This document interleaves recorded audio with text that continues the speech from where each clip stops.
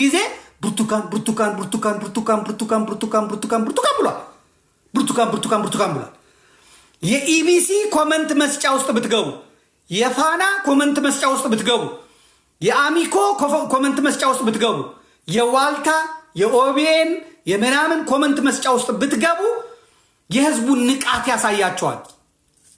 ሌላው ቀርቶ በሌላው ጊዜ የብልጽግና የሚዲያ ሰራዊት የሚባሉት እንኳን ጽንፈኛ የኦሮሞ ስም ያዙ፣ ጽንፈኛ የአማራ ስም ያዙ፣ ጽንፈኛ የጉራጌ ስም ያዙ፣ ጽንፈኛ የደቡብ ሰዎችን ስም የያዙ አብይ አህመድ እንደዚህ ቀጠሮ ይሉ የነበሩት አንደበታቸውን የተዘጋው ልሳናቸውን የተዘጋው እኔ ደስ ያለኝ ጩኸታችን ከንቱ ያለ መቅረቱ ሰዎች የቆሰቆስነው የእሳት የእንትኑ ማገዶ ቢፈጅም እውነቱ እየተገለጠ እየበራ መምጣቱን ሰው እንዴት ስተት ፈላጊ እንደሆነ ሰው እንዴት አራሚ እንደሆነ ሰው ነው ያየሁበት። እኔ ድንቅ ነው ያለኝ የእግዚአብሔር ስራ የእግዚአብሔር ተአምር ድንቅ ነው ያደረገኝ። እንዳሁን የተደነቅኩበትም ነገር የለም። እግዚአብሔር ሌላው ምን አደረገ? 3 ነገሮችን አፈር ከድሜ አስገብቶ መጣል ፈለገ። ስራው የተሰራው በብአዴን ብልጽግናዎች፣ በአገው ሸንጎ በምስራቅ ጎጃም በእነ አስረስ ማሬ ኤጀንቶች ኔትወርኮች ነው የተሰራው። አንደኛ ዝግጅቱ ያ ነው። በእነ መዓዛ መሐመድ ዝግጅቱ የተሰራው ይሄን የሚሰሩበት ምክንያት ደግሞ የራሳቸው ምክንያት ስላላቸው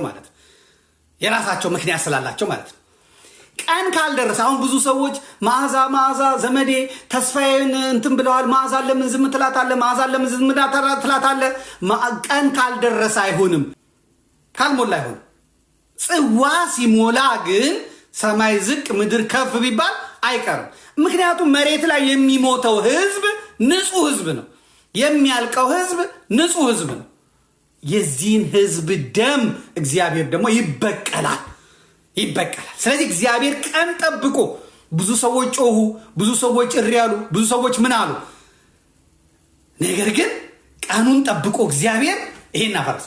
ምክንያቱም ምስራቅ ጎጃም ቀጥቅጬ ሲይዘው ያሁላ ሰራዊት ተጫጭሆ ከምወደው ከማከብረው መረጃ ቲቪ ጋር አስጨንቀዋቸው ከምትጨነቁ ነው ይሉጣላችሁ እናንተ አብራችሁ ቀጥሏቸው ብዬ እነ ኤሊን ወንድሜን ሌሎቹንም ቤተሰቦቼን ያጣሁት ይሄ የምስራቅ ጎጃም ተንኮል የምስራቅ ጎጃም ሴራ አደገኛና ከባድ ስለነበረ ነው። እግዚአብሔር ይመስገን በተነው። ዝጉት፣ ኮሜንቱን ዝጉት፣ ኮሜንቱን ዝጉት። እውነት ነው። ኮሜንቱን ዝጉት። እግዚአብሔር በተነው። ቲክቶክ ላይ ያላችሁ በሙሉ እንትኑን ዝጉልኝ፣ ኮሜንቱን ዝጉልኝ አንድ ጊዜ።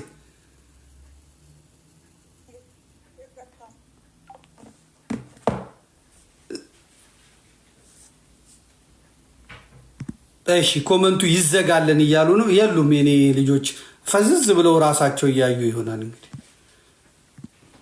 ዘግቼዋለሁ፣ እኔ ራሴ ዘግቼዋለሁ። ስለዚህ እግዚአብሔር የራሱ ጊዜ የራሱ እንትን ነበረው ማለት ነው። ቀኑን ስጠብቀው ነበር። ጽዋው ካልሞላ አይሆንም። ጽዋው ሲሞላ ግን እንትን አትሉት። እንዴት ነው የተጀመረው? ምንድን ነው የተጀመረው የሚለውን እኔ መጀመሪያ እግዚአብሔር ማንን እንደመታ ማንን እንደተበቀለ እንመለከታለን ማለት ነው። ከዛ እያንዳንዱን እያየን ነው የምንሄደው። መኖራችሁን ማረጋገጥ እፈልጋለሁ። በደንብ ውጭ ያላችሁ ገባ በሉ። ውጭ ያላችሁ ገባ በሉ።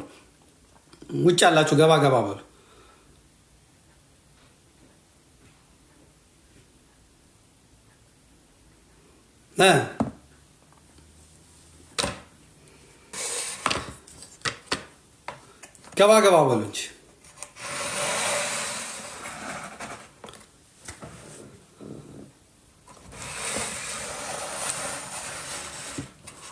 ገባ። እሺ ከታች ያላችሁ 32000 ወደ 44000 ውሰዱልኝ። ላይ ያላችሁት 1 ሚሊዮን እየሞላችሁ ነው። ውጭ ያላችሁ እኮ ብትገቡ ውጭ ቁጭ ብላችሁ ከምትሰሙ ውስጥ ገባ ብትሉ እንትን ይላችኋል። ብርቱካን ጣፋጭ በቀል ናት። ብርቱካን ጣፋጭ በቀል ናት። እግዚአብሔር በሷ በኩል ለአማራ፣ ለኦርቶዶክስ፣ ለኢትዮጵያ ተበቅሎለታል። ጣፋጭ በቀል ናት። አትቀልድ እንጂ እባክህ፣ የምን ቀልድ ነው? ቀልድ አለ። በጣም ጮማ የሆነ ጣፋጭ በቀል ናት። በዚህ በጭንቅ ሰዓት እንዲህ አይነት ሰገጥ የሆነ ቀልድ አይጥምም። እሷ ጣፋጭ በቀል ናት። የኦሮሞማው ፖለቲከኞች ከሶማሌላንዱ የወደብ ፍለጋና እሰሳ ማጣት በኋላ በቀጥታ የመጡት ወደ ኤርትራ ነው። ካራ ምላሳቸውን ስለው ሳንጃ እንደበታቸውን ሞርደው አሰብ ኤርትራ ሻዕቢያ እያሉ የእኛን ጆሮ ግንዳችንን በግድ ማደንቆር ነበረ በሰፊው የተያያዙት። አላያችሁትም? ስዩም ተሾመ ላጩ በዚህ ጋር ላቡ በዚህ ጋር ልሳኑ እስኪዘጋ ሱማሌ ያሳኙት ከዛ አረጉት። እኛ ደግሞ ጸጥ ያልነውን ሰዎች ደግሞ ባንዳ አሉ። ኤርትራ ሲሄዱ እንድንከተላቸው፣ ሶማሌ ሲሄዱ እንድንከተላቸው፣ ሶማሊላንድ ሲሄዱ እንድንከተላቸው ነበር ይፈልጉ የነበረው። እግዚአብሔር ግን ይሄንን አላደርግም አለ። ቢጮሁ የሚሰማ ጠፋ። የኦሮሞ ፖለቲከኛ ሆኖ ደግሞ ኤርትራና ሻዕቢያን የሚከስ የሚወቅስ ሰው እኔ ስመለከት ሳቅ በሳቅ ነው የሚለኝ። እንደ ዮኒ ሳቅ ነው የሚለኝ። የሀብታም ሳቅ ነው የሚለኝ። ኦሮሞ ሆኖ የወያኔ ደጋፊ ትግሬ ሆኖ የአድዋ ሰው ሆኖ ኤርትራን መክሰስ፣ ኤርትራን መናገር ይሄ አይመችም። ምክንያቱም ትክክል አለ። እኔ በሳቅ ፍርፍር ሁላ ነው የሚያምረኝ። ፍርፍር ሻዕቢያ ማለት የኦሮሞንና የትግሬን ፖለቲከኞች የመታገያ ማኒፌስቶ ሁላ ቀርጻ የሰጠች ደግሞ ከጭቃም ከሳርም ከቅጠልም አድርጋ ጠፍጥፋ የፈጠረቻቸው ናት ሻዕቢያ። የኦሮሞም ነፃ አውጪ ፖለቲከኞች፣ የትግሬን ነፃ አውጪ ፖለቲከኞች ሻዕቢያ ነው ጠፍጥፎ የፈጠራቸው። ሻዕቢያ የኦሮሞ ፖለቲከኞችና የትግሬ ፖለቲከኞች ፈጣሪም ናት። አላሃቸው እንደ እግዚአብሔራቸው አይነት ማለት ነው። እኛ እግዚአብሔር እንደምንለው የኦሮሞ ፖለቲከኞችና የትግሬ ፖለቲከኞች ፈጣሪያቸው ሻዕቢያ ነው እና የኦሮሞ ፖለቲከኞችና የትግሬ ፖለቲከኞች ሆነው የወያኔና የኦነግ የኦሮሞማ የኦህዴድ ብልጽግና ተካፋዮች ሆነው አባላት ሆነው ኤርት ማለት መናፍቅ ነው። በፈጣሪያቸው ላይ አፋቸውን የሚከፍቱ መናፍቆች ናቸው። ሙናፊቅ ነው የሚለው እስላም እንደዛ ሙንፊቅ ነው። ሙናፊቅ በእኛ መናፍቃን ነው የሚባሉት። ከሃዲዎች ናቸው። አምላካቸውን ፈጣሪያቸውን ሻዕቢያን የሚክዱ ማለት ነው እና አምላካቸው ደግሞ ተቆጣ ከባድ ነው። አምላካቸው ሲቆጣ ከባድ ነው። ኤርትራውያን የኦሮሞ ነፃ አውጪ ነን ባዮቹን ኤርትራ ድረስ ወስደው ከበግ ፍየል ጥበቃ እረኛ ከማድረግ አንስቶ እስከ ነፍጥ ማስታጠቅ ድረስ ተኩስ አለማምደው ከዚያም ከአብይ ጋር ተነጋግረው ከነ መሳሪያቸው በአዲግራት በመቀሌ አቆራርጠው ኦሮሚያ ደቡብና ኦሮሚያ ምስራቅ፣ ኦሮሚያ ሸዋ፣ ኦሮሚያ ወለጋ ከነ መሳሪያቸው እንዲገቡ አድርገው አማራ የተባለን እንዲያርዱ እንዲጨፈጭፉ ስልጠና የሰጠ ሻዕቢያ ነው እና የኦሮሞ ፖለቲከኞች ባለውለታቸውን ፈጣሪያቸውን ሻዕቢያን በዚህ መጠን በአንድ ጊዜ መርሳታቸው እኔ በጣም ካዲ መሆናቸውን ነው ያየሁት። በጣም ካዲ ናቸው በእውነት። አምላካቸውን በአንድ ጊዜ እንዴት እንደካዱ ለክህደት ደግሞ በጣም ቅርብ ነው። አይታችሁ እንደሆነ አሁን በብዛት የያዙትን እምነት የኦርቶዶክሳዊ እምነት በመንጋ የሚክዱት ከዚህ የተነሳ ነው። እምነት ላይ ትንሽ ጠበቅ ያለ ነገር የላቸውም። የኦሮሞ ፖለቲከኞች ፖለቲካን እንደ ቁማር ስለሚጠቀሙበት የፊታቸውን እንጂ የዕለቱን እንጂ ዘላቂነት ያለው ነገር አይፈልጉም። የኦሮሞ ፖለቲከኞች ትግሬ ይሻላል ሳምንት 2 ሳምንት ያስባል። ሲያቅድም የ100 ዓመት እቅድ ብሎ ነው የሚያስበው። 100 ዓመት ይሄን ብሰራ 10 ዓመት አማራ ላይ ኦሮሞን መርዝ ብግተው ከዛ በኋላ እኔ አስታራቂ ሆኜ እንዲያርጌ ባረግ ከዛ ይሄን ሀብቱን እንደዚህ ብዘርፍ ከዛ እዚህ ጋር ብቆርጥ እዚህ ጋር ብቆርስ ብሎ የትግሬ ፖለቲከኛ ረጅም ነው የሚያስበው። የኦሮሞ ፖለቲካ ዕለቱን ነው። ዕለቱን ይዘርፋል። የዘረፈውን ደግሞ ሊሰራበት አይፈልግም። የዘረፈውን ደግሞ ይደግሳል፣ ይበላል፣ አለቀ። በቃ ይጠጣል፣ ይጋብዛል፣ ፌሽታ ነው፣ አለቀ። የዕለት ነው እና ዘላቂነት ያለው ነገር አያውቁም። የኤርትራ ሰዎች እኮ የገዳን ስርዓት ተመልከቱ። የገዳን ስርዓት በመጽሐፍ ሁሉ ጽፎ በዩኒስኮ ጭምር እንዲመዘገብ ላቡን ጠፍ አድርጎ የደከመላቸው የሻዕቢያው አባገዳ ጸረ አማራው ኤርትራዊው ፕሮፌሰር አስመሮም ለገሰ የተባለ ሰው አንድም የኦሮሞ ሊቅ የኦሮሞ ምሁር አስመሮም ለገሰ ለኦሮሞ የሰራውን ያህል የሰራ የለም። አማራን በማብሸቁ ለአማራ ያን በመስራቱ ኦሮሞዎቹ አስመሮም ለገሰን አምጥተው ለገዳ ስርዓት ጥብቅና በመቆሙ ግንባሩ ላይ የተቆረጠ የወንድ ብልት ምልክቱን የገዳ ስርዓቱን አምጥተው ተክለው እንግዲህ እዚህ ላይ የሚደረገው በባህል ነው። በገዳ ስርዓት በጦርነት ጊዜ የሚሆን እንደገና በአንዳንዶቹ ደግሞ ሚስት ለማግባት ሲፈልጉ ይሄዱና የክርስቲያኖቹ የነሱ ጎሳ ያልሆነውን ወንዶቹን ይዙና ብልት ቆርጦ ያመጣለት እና ጥሎሹ የወንድ ልጅ ብልት ነው። በጦርነት ወቅት ደግሞ ሴቶቻቸውን ያገባሉ። ወንዶቻቸውን የሚገሉትን ገለው የማይገደለውን ደግሞ ብልቱን ይቆርጣሉ። ስለዚህ ብዙ ብልት ያለውና እዚህ ላይ አንጠለጠለ ጀግና ነው። በቃ አለቀ። ሴቷም ልቧ የሚከፈተው የተቆረጠ የወንድ ብልት ባየች ልክ ነው። ይሄ ሀቅ ነው፣ እውነት ነው ናቸው። አማራን እንዲጠላ ያደረጉ እነሱ ናቸው። ከዛ ደግሞ እዚህ አማራና ትግሬ እንዳይገናኝም እንቅፋት የሚያደርጉት እነሱ ናቸው። ይህን በደንብ የመንፈስ ውጊያ ነው። ይህም ማሸነፍ የሚችለው አማራ ታዲያ በምንድን ነው? ምን አለው?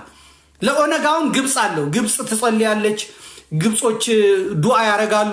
ሳዑዲ ዱዓ ታረጋለች። አሰልጥና ትልክላቸዋለች። በስደተኛ ስም የሚሄደው ሰልጥኖ ኦነግ ሆኖ ሸኔ ሆኖ ይመጣል። አረብ ሀገር የሚሄደው ቱርክ ስልጠና ነው። እነ ኤርዶጋን እነማ ስልጠና ነው የሚያሰለጥኗቸው። የዋሃቢ እስላም በኦሮሚያ ቦታ ይዟል። እንደ አልሸባብ ባሌ ውስጥ ካምፕ አለው። ሰይፉን አዘጋጅተዋል። ጥጋብ አፍንጫቸው ድረስ ደርሷል። አዘጋጅተዋቸዋል። አማራ ምን አለው? ምንም ነገር የለውም። አማራ ምንም ነገር የለውም። ሱዳን ትግሬን ነው የምትረዳው። ግብፅ ትግሬንም ኦሮሞንም ነው የምትረዳው። ሌሎቹም የሚረዱትን ታውቃላችሁ። አማራ ማን አለው? የለውም። አማራ እንግዲህ በምድር ላይ ተስፋ ከሌለው ተስፋው በማን ነው መሆን ያለበት? ጻፉልኝ። በምድር ላይ ምንም ተስፋ ከሌለው የሚረዳው ከሌለ አጠገቡ የሚቆም ከሌለ ሞቱ የማያሳዝነው ስደቱ የማያሳዝነው መፈናቀሉ የማያሳዝነው ከሆነና ዓለም በአማራ ላይ ከተነሳ ከጠመመ ማን ነው ለአማራ መቆም ያለበት? የአማራ ጉልበቱ ማን ነው? እግዚአብሔር ይስጥልኝ። ህልም አለኝ። እግዚአብሔር ይስጥልኝ። አንዲት ልጅ እዚህ ጋር ኤርትራ ብላለች። መልስ ሰጥቻለሁ። ጥሩ ጥያቄ ነው ያመጣችውና ፍርዬ የምትባል ልጅ ኤርትራ ብላ መታለች። ወደፊት ላምጣትና ፍርዬን ገብታችሁ እናንተም ሰላም ትሏታላችሁ። ፍርዬ ኤርትራ ብላ የኤርትራን ባንዲራ አድርጋለች። ሴት ናት። አንዲት ህፃን ልጅ ለጥፋለች።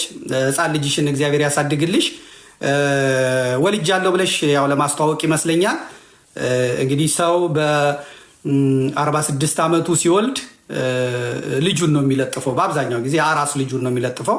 ስድቤን ያራክልኝ ምናምን ብሎ የሚለጥፈው እንደዛ ይመስለኛል። ፍርዬ የ46 ዓመት ሴት የሚወልደው አይነት ነው የማየው። ጥሩ ነው። እንኳን ማርያም ማረችሽ። ማርያም ካልማረችሽ እንግዲህ እንኳን ወለድሽ በሰላም። የኢትዮጵያ ተስፋ የአማራ ተስፋ የኤርትራ አይደለም። የኤርትራ ተስፋ አማራ ነው። አማራ ነው እንጂ አማራ የኤርትራ ተስፋ ሊሆን አይችልም። አማራ ብዙ ወንዞች ያሉት፣ አማራ ብዙ ባህል ያለው፣ አማራ ሀገር የሰራ፣ አማራ እንዳለ ያለው እኮ የበጌ ምድር ሰው እኮ ነው። አማሴን ብትል ምን ብትል የሞላው አካለ ጉዛዬ ብትል የሞላው አማራ ነው። የበጌ ምድር ሰው ነው። የጎንደር ሰው ነው። በዚህ በኩል ብትል የትግራይ ሰው ነው የሞላው ማለት። በአጠቃላይ ግን ኤርትራንም እንደ ኤርትራ ቀጥ አድርጎ የያዛት ሰው አማራ ነው። ኤርትራ ለአማራ ምንም አሁን ባለው ሁኔታ ሚጢጥዬ ሀገር ናት። እሷንም ደግሞ እንደ እንቁላል የሚንከባከቧት ሆን ብለው ነው። ወጣቶቿን በሙሉ ገደል ከተውባታል፣ ወስደውባታል። ስለዚህ አሁን ባለው የዓለም የህግ አሰራር ምክንያት ኤርትራ በተሻለ መልኩ ለራሷ ስትል አማራን መርዳት አለባት፣ ለራሷ ህልውና። ያለበለዚያ ኦሮሞማው ቀይ ባህር ነው የሚከታት እና ጊቭ ኤንድ ቴክ ነው። ኤርትራ አትደርስላትም። ለአማራ የሚደርስለት እግዚአብሔር ነው። እግዚአብሔር በምንድን ነው የሚደርስለት? ውስጡ ያሉትን ሾተላዮች በመንቀል በመደምሰስ በማሳፈር ውስጡ ያሉትን ሾተላዮች፣ ለእውነተኛ ነፃ አውጪዎቹ ደግሞ ኃይልን፣ ጉልበትን፣ ብርታትን፣ ጽናትን፣ የማሸነፍን ጸጋ በመስጠት። ስለዚህ የአማራ መሳሪያ የሚያገኘው ከማን ነው? አማራ መሳሪያ የሚያገኘው ከገብሴ፣ ከቄጤማው፣ ከቀይ ሽንኩርቱ፣ ከምርኮኛው ብርሃኑ ጁላ ሰራዊት ነው። እግዚአብሔር አማራን እንደ ዳዊት ያደርገውና ጎልያድ ሲመጣ ግንባሩን እያለ መሳሪያ ይረከባል ማለት ነው። ውስጡ ያሉትን እሾኮች ነቅሎ ኃይል ይሰጠዋል። ኢትዮጵያን የሰራ ነው ካልን ከመከላከያ ሰራዊት ላይ አማራ የሚቀበለው የጦር መሳሪያ የሚገብረው ነው፣ ገንዘቡ ነው፣ በስሙ የኢትዮጵያ መንግስት የተበደረው ሀብቱ ነው ማለት ነው። ሀብቱን ነው የሚቀበለው። የሚያሳዝነው ገሎ መቀበሉ ነው እንጂ ከመከላከያ ሰራዊት ላይ የሚቀበለው መሳሪያ አማራ የራሱ ነው። የራሱን ተቀብሎ ነው እና አማራን የሚያደራጀው እግዚአብሔር ነው። ኃይል፣ ብርታት፣ ጉልበት የሚሰጠው እግዚአብሔር። እኔ ይሄንን ነው ማምነው። የሆነውም ይሄ ነው። ከዜሮን የተነሳው ከባዶን የተነሳው ዛሬ የደረሱበትን ቁመና መመልከት ትችላላችሁ። ውስጡ ሾተላዮች አሉ። ሾተላዮቹ ተነቅቶባቸዋል። ከሸዋን የጀመርነው፣ ከዛ ወሎን ሄድነው፣ ከዛ ጎንደርን ሄድነው፣ ከዛ ከጎጃም አልወጣም፣ ከጮቄ አልወርድም። እግዚአብሔር ግን ስራውን እየሰራ ነው ማለት ነው።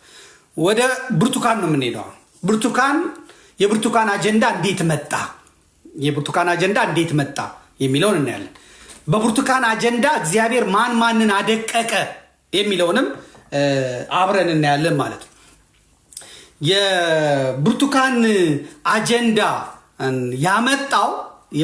አጀንዳ ያመጣው የማይመረመረው አልፋና ኦሜጋ የሆነው ከቅድም ጀምሮ ስነግራችሁ የነበርኩት የአማራ አምላክ ነው ያመጣው። የብርቱካንን አጀንዳ ያመጣው የአማራ አምላክ ነው። ሁለተኛ፣ በጀት ቢበድብ ትሪሊየን ብር ቢያመጣ 1000 ሰላዮችን ቢልክ በራሱ አቅም ምንም ማድረግ የማይችለውን ስርዓቱን ሽባ የሚያደርግ ነገር እግዚአብሔር መንፈስ ቅዱስ የተለየውን የኢትዮጵያን አገዛዝ እንዲተራመስና መያዣ መጨበጫ እንዲያጣ እግዚአብሔር እንዲህም አድርጎ እንደሚፈጠፍጥ ለማሳየት ሲል እግዚአብሔር ይህንን አጀንዳ አምጥቶታል።